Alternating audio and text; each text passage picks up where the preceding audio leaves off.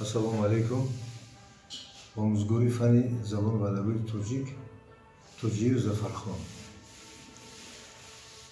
Пеш аз он ки ман дар бораи адабиёти классикӣ ва адабиёти муосир сухан гӯям ё ки маълумот диҳам, пеш аз он як чизро гуфтанӣ ҳастам ки яке аз аломатҳои беҳтарини инсон ин одоб аст.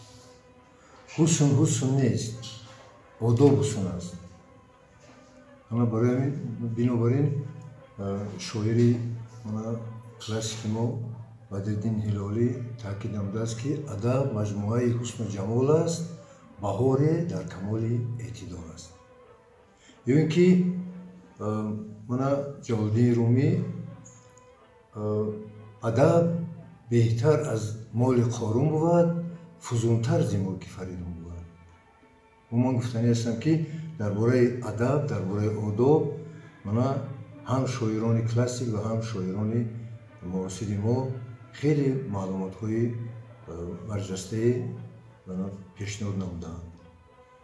Ман имрӯз аз фурсат истифода бурда каме дар бораи ҳаёт ва иҷодиёти сардафтари адабиёти классикии тоҷик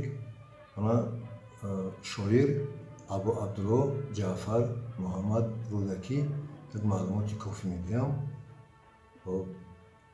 Рӯдакӣ соли 1858 дар диҳаи Панҷруд, ҳозира шаҳри Панҷикент, аз оилаи одами камбағал ба дунё омадааст. Чхеле ки Рашидии Самарқандӣ дар таскираи худ маълумот медиҳад, мегӯяд ки Рӯдакӣ чунон зеҳни кофӣ ё ки зеҳни буррое дошт ки ӯ аллакой дар 8-солагӣ ба шеъргӯӣ оғоз намуда буд. Умуман вақте ки оҳиста синни соли Абу Абдуллои Рӯдакӣ ба 16-17 солагӣ мерасад, аллакой вай ба навиштани ғазал ва қасидаҳо оғоз менамояд ва дар синни 20-солагӣ шӯҳрати шоирии ӯ ба тамоми Бухоро паҳн мешавад. аз ҷумла дар он давра дар Бухоро подшоҳ ё ки шоҳ худи Исмоили Сомонӣ буд. Вақте ки овозаи шоирии Рӯдакӣ ба дарбори Исмоили Сомонӣ мерасад, ӯ Рӯдакиро ба дарбори худ даъват менамояд, чунки дар дарбори Исмоили Сомонӣ 800-та шоирон вуҷуд доштанд ва Исмоили Сомонӣ худаш як шоҳе буд ки аз адабиёт, гӯем ки аз шеъру шоирӣ хеле бохабар буд.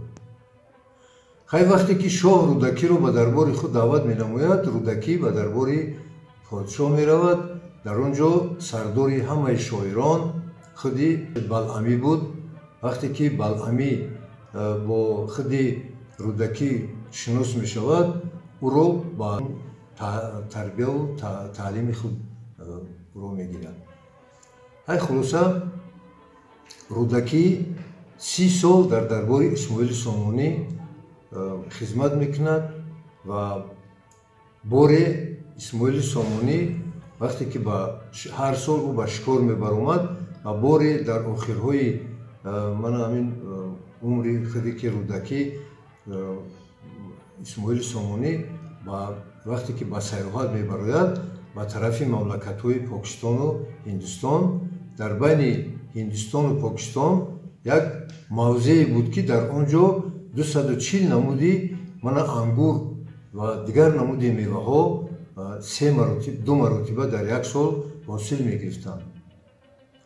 Акнун вақте ки Исмоили Сомонӣ ба ҳамон ҷо меравад, баъд як сол дар ҳамон ҷо мемонад ва тамоми навкарони ӯ ва лашкарони ӯ, шахсоне ки дар гирди атрофи Исмоили Сомонӣ буданд, дилгир мешаванд ва онҳо албатта фарзанду оилаи худу хонаи худро ёд мекунанд ва Тошхоҷа гуфтани ном сарлашкари Исмоили Сомонӣ ба худи рӯдакӣ муроҷиат менамояд ва мегӯяд ки шумо ҳамин шоҳро фаҳмонед ки мо ба ватанамон ба Бухоро баргардем.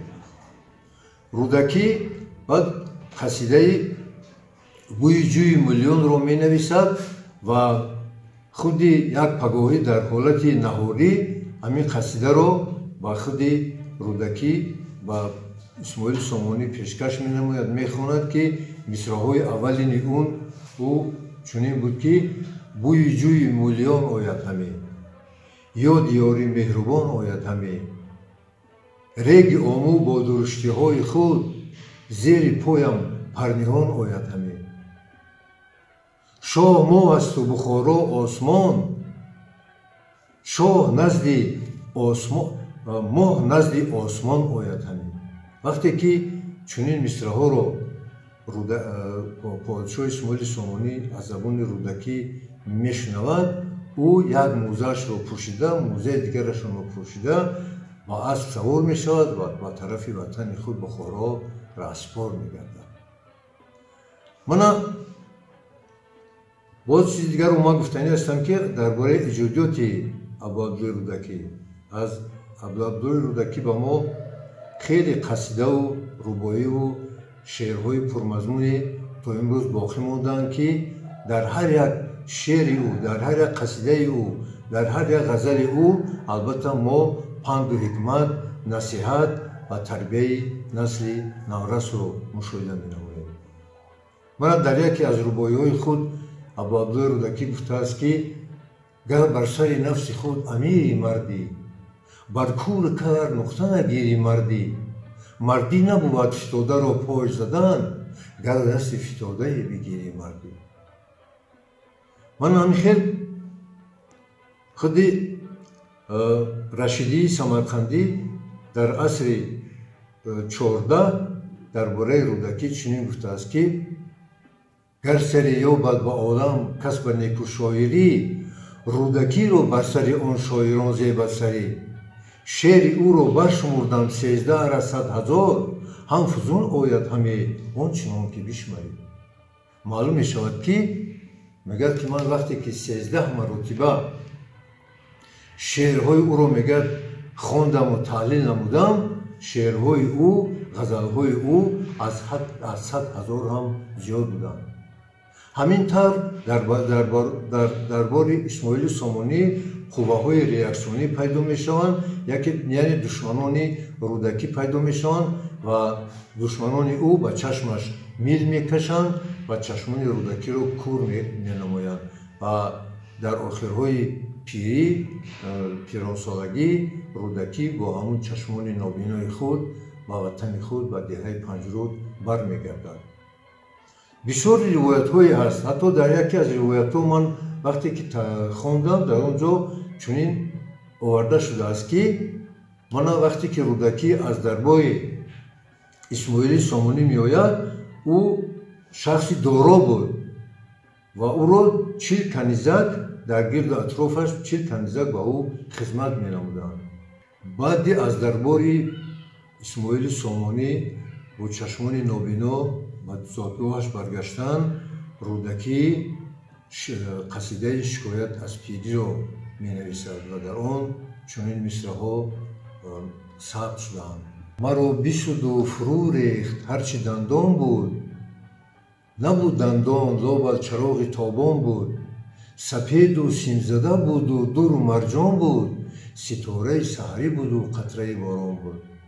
дар ин қасидаи шикоят аз пирии худ шоир таъкид менамояд ки мана мега вақте ки ман ҷавон будам, ман чашмони ман бино буд, манам дандонҳои сафед доштам ва ман мегӯяд ки дандонҳои ман монанди сафеду симзада буд, яъне сафеду симзада буданд ва монанди мегӯяд қатраи борон ҳамихел медурахшидан, дурахшон буданд мегӯяд.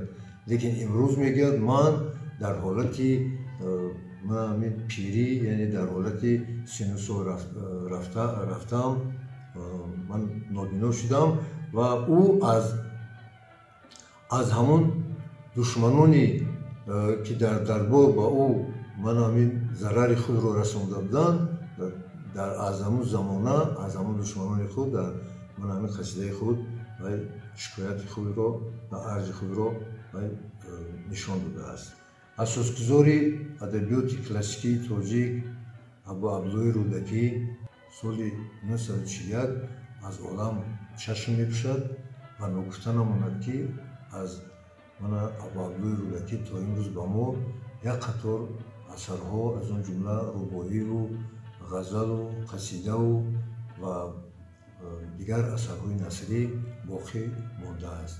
аз ҷумла мана рубоӣ ва қасидаи шикоят аз пирӣ, қасидаи модари май, қасидаи бӯи ҷӯи мулиён ва ғайр аз ин мана дар фасли баҳор як қатор шеърҳо офаридааст. мана шеъри бихандад лола бар саҳро, ба сони чеҳраи лайло, бигиряд абр бар гардун, ба сони дидаи маҷнун ва ғайр аз ин хизмати ин шоири забардасти мо ки ӯ дар дарбори исмоили сомонӣ унвони маликшуароро гирифта буд. маликшуаро яъне сардори шоирон. ӯ дар ҳамун дарбор аз болои ҳамун 800 нафар шоирон сардор буд, роҳбарӣ мекард. аз Абу Абдуллои Рӯдакӣ ба мо хеле асарҳои барҷаста, асарҳои пандунасиҳатӣ, асарҳое ки имрӯз насли имрӯзаи мо ва насли ояндаи мо аз он хондаву баҳра мебаранд ва ҳар як сухани ин шоири забардаст аз панду ҳикмат, аз насиҳат ва ҳурмати калонсолону падару модар иборат мебошад. агар барои шумо дар бораи ман ҳамин шоирони классик ягон маълумотҳое ки мо дар бораи шоирони классик медиҳем, ягон чизе ки барои шумо агар нофаҳмо афтад, метавонед ки ба ҳамин канале ки ҳозир шумо тамошо карда истодед ба ҳамин муроҷиат намоед. албатта мо ба суолҳои шумо ҷавоби қаноатбахш медиҳем ва бори дигар хоҳиш менамоям ки шумо бештари вақти худро ба омӯзиши асарҳои классикӣ ва асарҳои мана намояндагони адабиёти муосири тоҷик сарф намоед. ташаккури зиёд, ба диққататон раҳмат. мана ин дарси якуми мо ҳамин буд.